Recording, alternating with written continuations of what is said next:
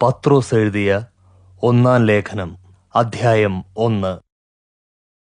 യേശുക്രിസ്തുവിന്റെ അപ്പോസ്തലനായ പത്രോസ്, പിതാവായ ദൈവത്തിന്റെ മുന്നറിവിനാൽ ആത്മാവിന്റെ വിശുദ്ധീകരണം പ്രാപിച്ച് യേശുക്രിസ്തുവിനോട് അനുസരണം കാണിപ്പാനും അവിടുത്തെ രക്തത്താൽ തളിക്കപ്പെടുവാനുമായി തിരഞ്ഞെടുക്കപ്പെട്ടവരും പൊന്തോസ്, ഗലാത്യ, കപ്പദോക്യ, ആസ്യ, ബിഥുന്യ എന്നിവിടങ്ങളിൽ ചിതറിപ്പാർക്കുന്ന പരദേശികളുമായവർക്ക് എഴുതുന്നത്: നിങ്ങൾക്ക് കൃപയും സമാധാനവും സമൃദ്ധിയായി ഉണ്ടാകുമാറാകട്ടെ. നമ്മുടെ കർത്താവായ യേശുക്രിസ്തുവിന്റെ പിതാവായ ദൈവത്തിന് സ്തോത്രം. അവിടുന്ന് തന്റെ മഹാകരുണയാൽ മരിച്ചവരിൽ നിന്നുള്ള യേശുക്രിസ്തുവിന്റെ ഉയർത്തെഴുന്നേൽപ്പിലൂടെ ജീവനുള്ള പ്രത്യാശയ്ക്കായും നിങ്ങൾക്കു വേണ്ടി സ്വർഗത്തിൽ സൂക്ഷിച്ചിരിക്കുന്നതും ക്ഷയം, മാലിന്യം, വാട്ടം എന്നിവയില്ലാത്തതുമായ അവകാശത്തിനായും നമ്മെ വീണ്ടും ജനിപ്പിച്ചിരിക്കുന്നു. അന്ത്യകാലത്ത് വെളിപ്പെടുവാൻ പോകുന്ന രക്ഷയ്ക്കായി വിശ്വാസത്തിലൂടെ നിങ്ങൾ ദൈവശക്തിയാൽ കാത്തുസൂക്ഷിക്കപ്പെടുന്നു. ഇപ്പോൾ അല്പകാലത്തേക്ക് പലവിധ പരിശോധനകളാൽ നിങ്ങൾ ദുഃഖിക്കുന്നുവെങ്കിലും ഈ രക്ഷയിൽ ആനന്ദിക്കുന്നു.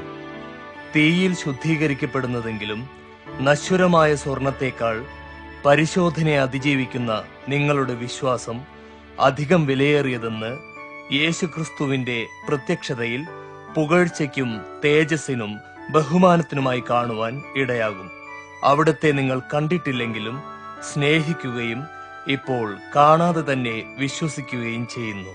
വിശ്വാസത്തിന്റെ ഫലമായ ആത്മരക്ഷ പ്രാപിക്കുമെന്നതിനാൽ നിങ്ങൾ അവർണ്ണനീയവും മഹിമയുള്ളതുമായ സന്തോഷത്തോടെ ആനന്ദിക്കുന്നു. നിങ്ങൾക്ക് ലഭിക്കാനിരുന്ന കൃപയെക്കുറിച്ച് സംസാരിച്ച പ്രവാചകർ ഈ രക്ഷയെ സംബന്ധിച്ച് അത്യന്തം സൂക്ഷ്മതയോടെ അന്വേഷിച്ചിരുന്നു. അവരിലുള്ള ക്രിസ്തുവിന്റെ ആത്മാവ് ക്രിസ്തുവിന് ഉണ്ടാകുവാനിരുന്ന കഷ്ടതകളെയും പിൻവരുന്ന മഹിമയെയും കുറിച്ച് പ്രവചിച്ചപ്പോൾ സൂചിപ്പിച്ചതെന്തെന്നും ഏത് സമയത്തേക്കുള്ളതെന്നും അവർ ആരാഞ്ഞു നോക്കി.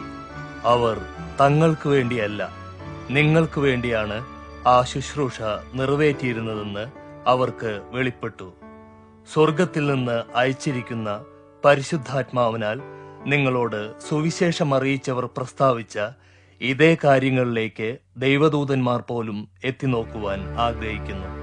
ആകയാൽ മനസ്സൊരുക്കവും ആത്മനിയന്ത്രണവും ഉള്ളവരായി യേശുക്രിസ്തുവിന്റെ പ്രത്യക്ഷതയെങ്കിൽ നിങ്ങൾക്ക് ലഭിക്കുവാനുള്ള കൃപയിൽ പൂർണ്ണ പ്രത്യാശ വച്ചുകൊള്ളുവിൻ. നിങ്ങൾ അനുസരണമുള്ള മക്കളാകയാൽ നിങ്ങളുടെ അജ്ഞാനകാലത്തുണ്ടായിരുന്ന ദുർമോഹങ്ങൾക്ക് ഇനിമേൽ കീഴ്പ്പെടരുത്. നിങ്ങളെ വിളിച്ചവൻ വിശുദ്ധൻ ആയിരിക്കുന്നതുപോലെ നിങ്ങളും സകല പ്രവൃത്തികളിലും വിശുദ്ധരായിരിപ്പിൻ. ഞാൻ വിശുദ്ധനാകയാൽ നിങ്ങളും വിശുദ്ധരാകുവിൻ എന്ന് എഴുതിയിരിക്കുന്നുവല്ലോ. മുഖപക്ഷം കൂടാതെ ഓരോരുത്തരുടെയും പ്രവൃത്തിക്ക് തക്കതായി ന്യായം വിധിക്കുന്നവനെയാണ് നിങ്ങൾ പിതാവെന്ന് വിളിക്കുന്നതെങ്കിൽ നിങ്ങളുടെ പ്രവാസ ജീവിതം ഭയഭക്തിയോടെ നയിക്കുവിൻ.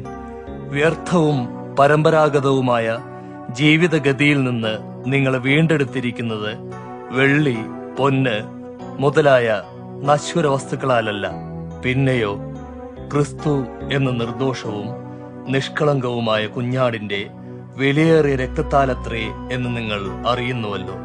അവിടുന്ന് ലോകസ്ഥാപനത്തിന് മുൻപ് മുന്നറിയപ്പെട്ടവനും നിങ്ങൾക്കു വേണ്ടി അന്ത്യകാലത്ത് വെളിപ്പെട്ടവനും ആകുന്നു. ക്രിസ്തു മുഖാന്തരം നിങ്ങൾ ദൈവത്തിൽ വിശ്വസിച്ചു. ദൈവം ക്രിസ്തുവിനെ മരിച്ചവരിൽ നിന്ന് ഉയർപ്പിക്കുകയും തേജസ്കരിക്കുകയും ചെയ്തതിനാൽ നിങ്ങൾ ദൈവത്തിൽ വിശ്വാസവും പ്രത്യാശയും ഉള്ളവരായിരിക്കുന്നു. നിങ്ങൾ സത്യത്തെ അനുസരിച്ച് നിർവ്യാജമായ സഹോദര സ്നേഹത്തിനു വേണ്ടി നിങ്ങളുടെ ആത്മാക്കളെ ശുദ്ധീകരിച്ചിരിക്കയാൽ ഹൃദയപൂർവം അന്യോന്യം ഉറ്റു സ്നേഹിപ്പിൻ. നശ്വരമായ ബീജത്താലല്ല, അനശ്വരമായതിനാൽ ജീവനുള്ളതും നിലനിൽക്കുന്നതുമായ ദൈവവചനത്താൽ തന്നെ നിങ്ങൾ വീണ്ടും ജനിച്ചിരിക്കുന്നു. സകല മനുഷ്യരും പുല്ലിന് തുല്യരും അവരുടെ മഹത്വം പുല്ലിന്റെ പൂവ് പോലെയുമാകുന്നു. പുല്ല് വാടുന്നു, പൂവ് ഉതിരുന്നു, എന്നാൽ കർത്താവിന്റെ വചനമോ എന്നേക്കും നിലനിൽക്കുന്നു. നിങ്ങളെ അറിയിച്ച സുവിശേഷത്തിന്റെ വചനം ഇതുതന്നെ.